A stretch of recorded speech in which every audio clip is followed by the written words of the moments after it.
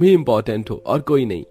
अब दीपक जैसे ही फिर से चादर ओढ़ के सोने जा ही रहा होता है कि तभी दुकान पर फिर से एक दस्तक होती है। एक मिनट रिया, मैं जरा अभी आया। ओह दीपक, फिर से। अब फिर से दीपक दुकान का शटर खोलता है, जहां 2 से 4 लड़के दुकान पर खड़े होते हैं, जिनकी नजर दीपक की पत्नी रिया पर पड़ती है।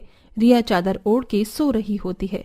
अरे भैया, हमें माफ करिएगा, हम तो दुकान पर इस समय बस सामान लेने के लिए आए थे। अगर हमें पता होता कि आप लोग आराम कर रहे हैं तो हम नहीं आते। अब दुकान बंद करके दीपक रिया के साथ सो जाता है। अगले दिन सुबह रिया अपनी पहली रसोई का खाना बनाकर अपने पूरे ससुराल वालों को खिला रही होती है।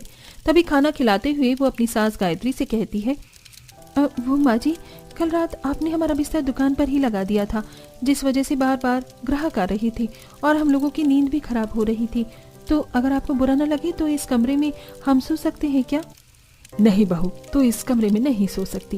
ये कमरा तो पहले ही बहुत छोटा है, जिसमें मैं और तेरे ससुर और तेरी ननद सोते हैं, इसलिए तुझे दुकान में ही सोना पड़ेगा।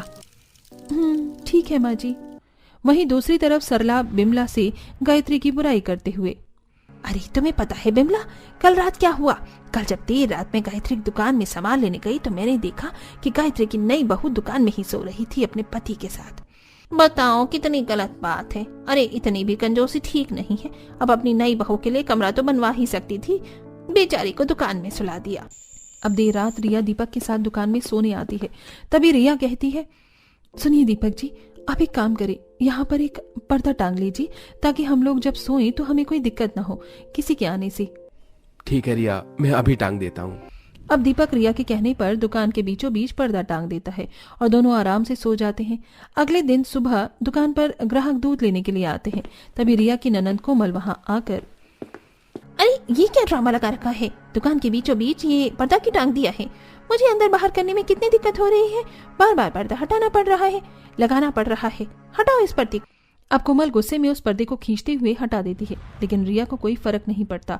वो आराम से चादर ओढ़कर सो ही रही होती है कि तभी वहां पर पड़ोस की कुंती आती है और कुंती की नजर गायत्री की बहू रिया पर जाती है, जो आराम से सो रही होती है।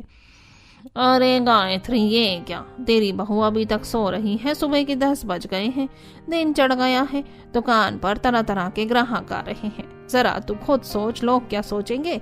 मैं तो तेरी भलाई के लिए ही तुझे बता रही हूँ।